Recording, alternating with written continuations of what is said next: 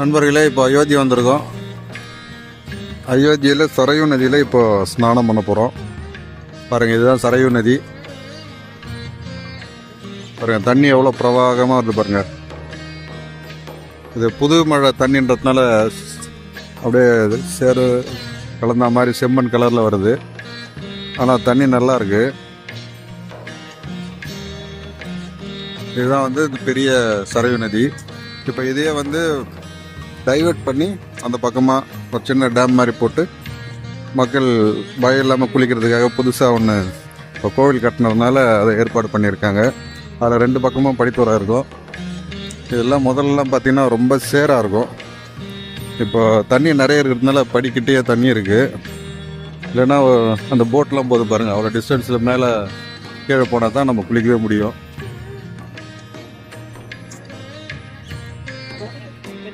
இந்த கார்டன்லாம் வந்து இப்போ தான் புதுசாக இந்த கோவில் கட்டினதால் எல்லாமே பண்ணியிருக்காங்க.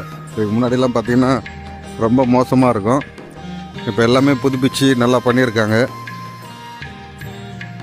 அதான் 3 பழுப்பு தருது பாருங்கள். அதுதான் சரையூ நதியிலேருந்து அப்படியே பம்பு மூலியமாக, மோட்டர் மூலியமாக பம்ப் பண்ணி தண்ணியை இந்த பக்கமாக திருப்பி டைவர்ட் பண்ணி குளிக்கிறதுக்கு ஈஸியாக இருக்குன்றதுக்கு புதுசாக ஏற்பாடு பண்ண படித்துறை இது.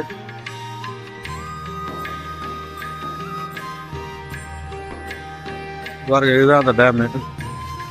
அந்த பம்ப் பண்ணி பம்ப் மூலியமாக வர தண்ணியில் இங்கே அப்படியே ஒரு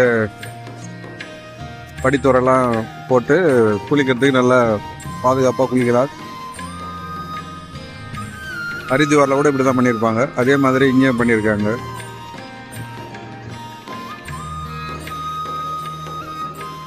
எல்லாருமே ஆனந்தமாக நீராடுறாங்க. இந்த படித்துறையை ஒட்டின மாதிரி பாருங்க, எல்லாம் பழமையான பில்டிங், எல்லாமே கோவில், அரண்மனை எல்லாமே இருக்கு.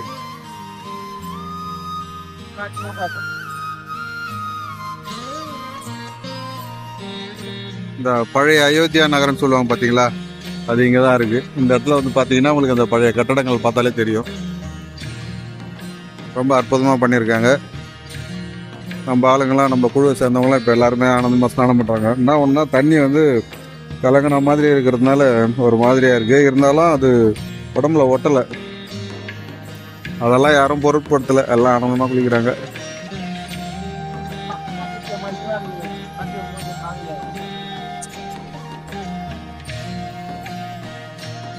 இந்த சரையூ நதியில் தான் வந்து ராமர் தனது இறுதி காலத்தில் முழுகி, அதாவது வைகுண்டம் போனதா ஐதீகம். அவருடைய சுற்றத்தாரோட மொத்தமாக ஒரே டயத்தில் உள்ள மூழ்கி அப்படியே நேராக வைகுண்டம் போயிட்டாரு அப்படின்றது புராண வரலாறு.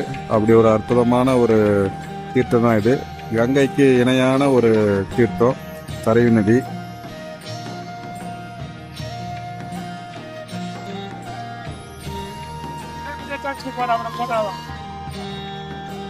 இப்போ சரையூ நதி ஸ்நானத்தை முடிச்சுட்டு ராமரை தரிசனம் பண்ண போகிறோம். நான் ஒன்று அங்கே உள்ள ஃபோட்டோஸ்லாம் எதுவுமே எடுக்க முடியாது. முயற்சி செய்வோம்.